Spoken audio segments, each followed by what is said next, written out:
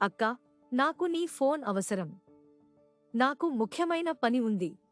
అవును, ఖచ్చితంగా ఇది తీసుకో. ధన్యవాదాలు, అక్కా. ఏం జరిగింది అనికా? నువ్వు దుఃఖంగా కనిపిస్తున్నావు. అక్కా, నేను నిన్న ఇన్స్టాగ్రామ్ రీల్స్ చేశాను. నాకు చాలా లైకులు రాలేదు. అనికా, నువ్వు చాలా లైకులు రాలేదు అంటే ఏమైంది? నువ్వు తెలియదా, అక్కా? ఇది పోటీలా ఉంది. నేను ఎప్పుడూ తక్కువ లైకులు పొందలేదు. నేను ఎందుకు ఈ రోజు తక్కువ లైకులు పొందానో తెలియదు. కానీ ఇవి కేవలం లైకులు. తక్కువ లైకులు రావడం నిన్ను ఇంత చెడ్డగా కనిపించగలదని నాకు ఆశ్చర్యంగా ఉంది. నువ్వు దీని మీదే నిన్ను అలవాటు చేసుకున్నావా? నేను ఎప్పుడూ అలా అనుకోలేదు. సరే, కాబట్టి నాకు చెప్పు. నువ్వు ఉదయం మొదటి విషయం గానీ నోటిఫికేషన్లు చెక్ చేస్తావా? లేదా నువ్వు మొత్తం రోజు ఏమి పోస్ట్ చేయాలో ఆలోచిస్తావా? అవును, ఎందుకంటే నాకు చాలా ఫాలోవర్స్ ఉన్నారు. కాబట్టి నేను వారికి సమాధానం ఇవ్వాలి. మంచి ఇంప్రెషన్ ఇవ్వడానికి నేను మంచి పోస్ట్ గురించి ఆలోచించాలి. అందుకే నువ్వు మొత్తం రోజు ఫోన్ మీద ఉన్నావా? అవును. మరియు నిన్ను ఫోన్ లేకపోతే ఏమవుతుంది? అప్పుడు నువ్వు అసహనంగా అనిపించుకుంటావు. నువ్వు ఏమీ అర్థం చేసుకుంటావా? ఇది జరుగుతున్నది ఎందుకంటే నువ్వు సోషల్ మీడియాకు అలవాటు అయ్యావు. కాబట్టి ఇది చెడు విషయంనా? అవును అనికా.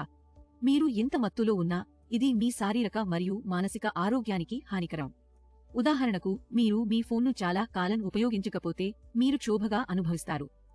మీరు చదువుకోవాలనుకుంటే లేదా పని చేయాలనుకుంటే అనుభవించరు.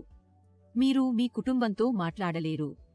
మీరు పడుకోడానికి ముందు మీ ఫోన్ను తనిఖీ చేయడం చాలా ముఖ్యమైనది. మీరు దాని లేకుండా నిద్రపోలేరు. అవును, ఇది నాకు కొన్నిసార్లు జరుగుతుంది. కాని ఇది జరగకుండా నివారించడానికి మనం చాలా చేయవచ్చు.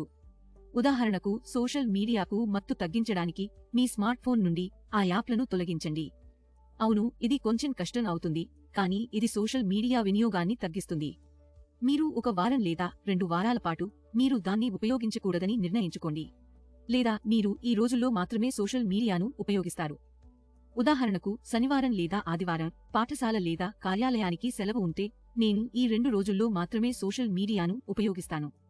లేదా సోమవారం మరియు శుక్రవారం నాకు చాలా పని ఉంటే నేను ఈ 2 రోజుల్లో సోషల్ మీడియాను ఉపయోగించను. మీరు నోటిఫికేషన్లను కూడా ఆపవచ్చు. మీరు మీ కార్యాలయ డెస్క్ నుండి మీ ఫోన్ను దూరంగా ఉంచండి, తద్వారా మీరు మెరుగ్గా పని చేయవచ్చు. మీరు పడుకోవడానికి ముందు 1 గంట పాటు మీ ఫోన్, టాబ్లెట్ లేదా పీసీని ఉపయోగించకండి. ఇది మీకు మంచి నిద్ర ఇస్తుంది మరియు మీకు చెడు ఆలోచనలు రాకుండా చేస్తుంది. మీ ఫోన్ నుండి దూరంగా ఉండటానికి మీరు వంట చేయాలి, చిత్రాలు వేయాలి, నాట్యం చేయాలి, మీ కుటుంబం మరియు స్నేహితులతో గడపాలి. మీరు మాట్లాడుతున్నప్పుడు మీ ఫోన్ గురించి కూడా ఆలోచించరు. ఇవి కొన్ని చిట్కాలు. నాకు సహాయం చేసినందుకు ధన్యవాదాలు, దిది. ధన్యవాదాలు.